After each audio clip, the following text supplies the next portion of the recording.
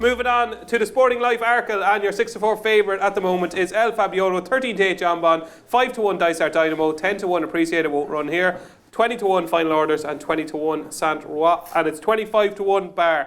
Dean Ryan, have you a strong opinion on this race? Is it a match? Yeah, but I actually don't think El Fabiolo has much of a chance.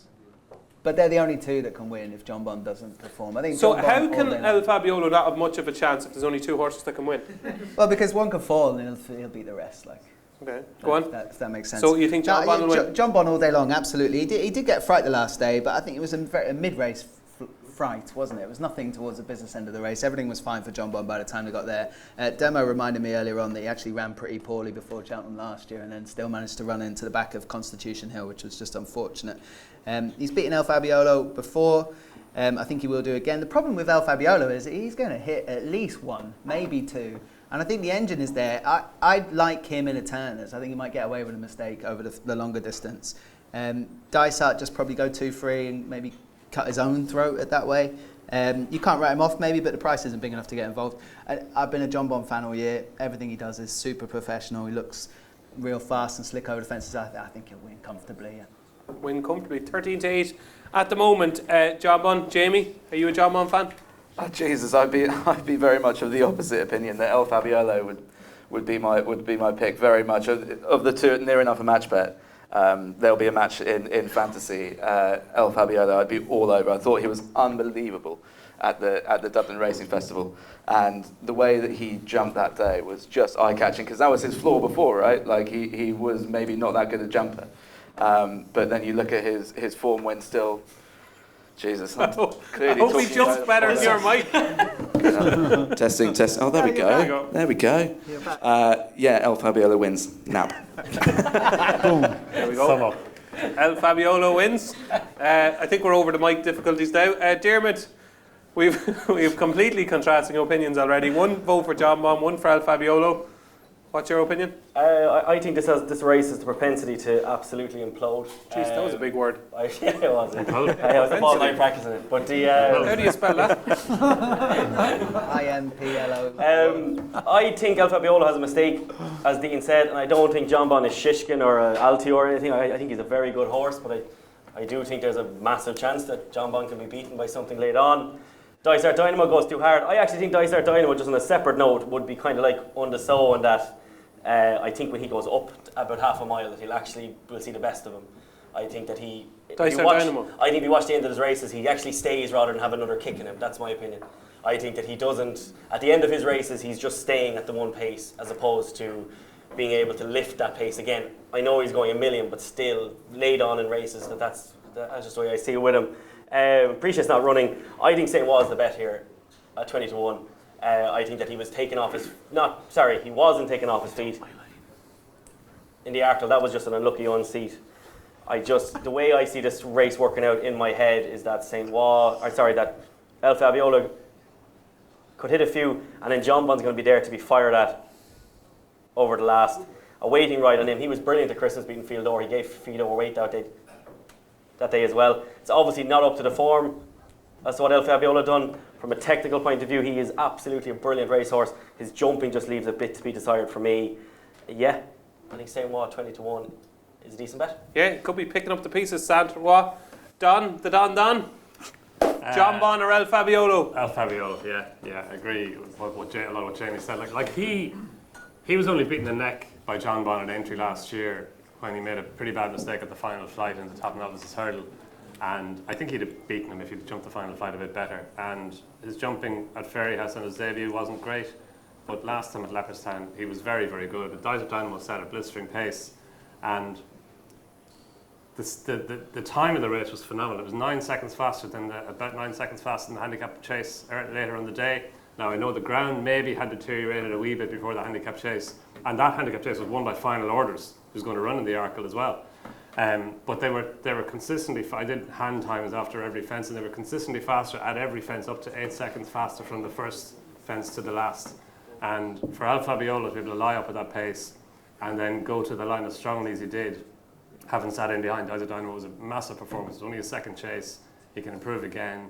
And John Bond, look, he wasn't great the other day at Warwick, but you can expect that. A Nicky Henderson horse is getting ready for Cheltenham, so I wouldn't give him too big a negative for that. He'd be a different horse at Cheltenham, but I just think El Fabiolo is a better horse. I just think he's a better horse than John Bond. Could you back El Fabiolo at 6-4? I know you're a man that likes a bit of juice in the prices. Could you back him at 6-4?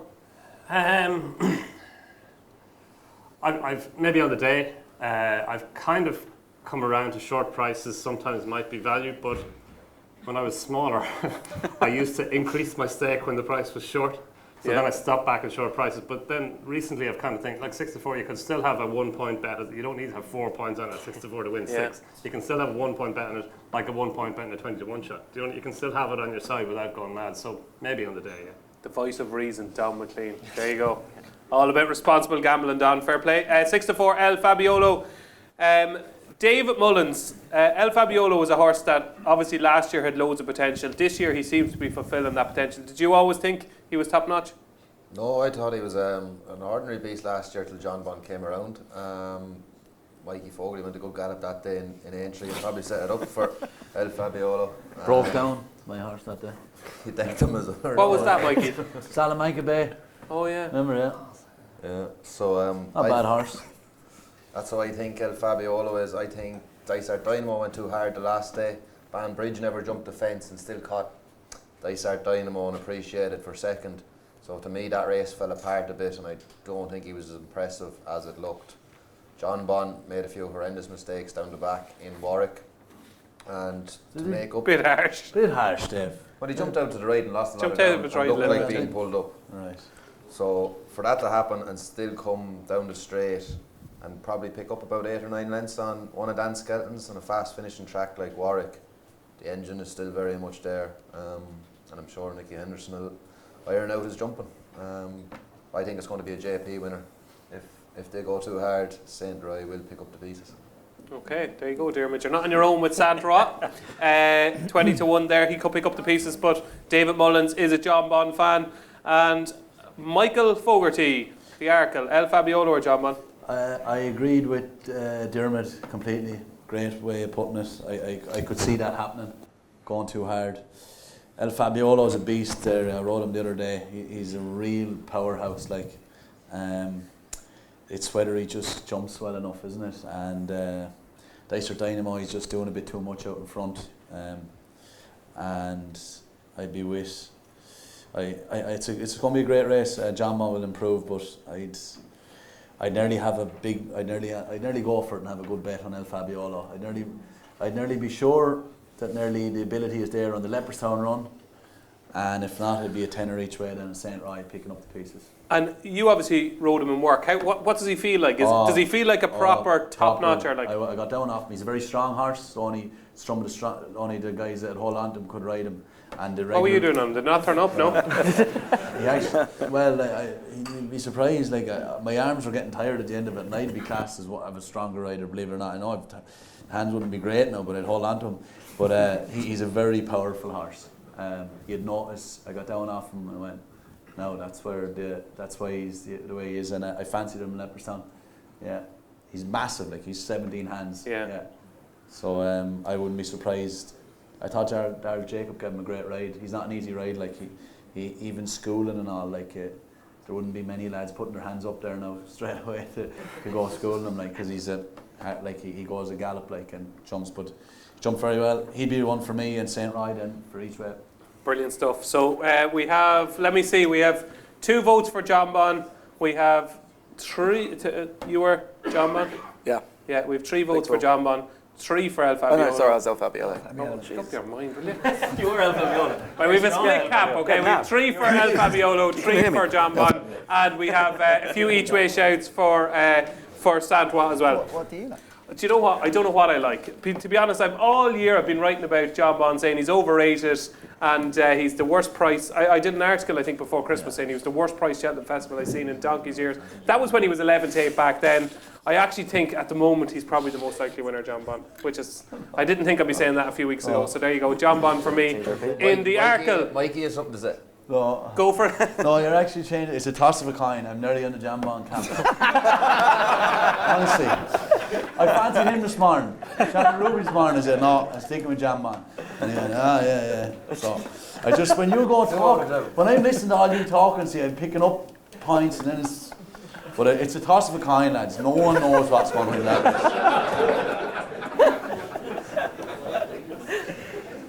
Mikey, you never cease to amaze me, I have to say. I'd say roughly now, I'm not sure, roughly 2.5 minutes ago, your exact words were, and I quote, that it'd be one of your biggest bets of the day on El Fabiolo. No. I'm just saying it's a good bet too, because he's a beast of a horse, like, you know. So is Jamban. The word we're looking...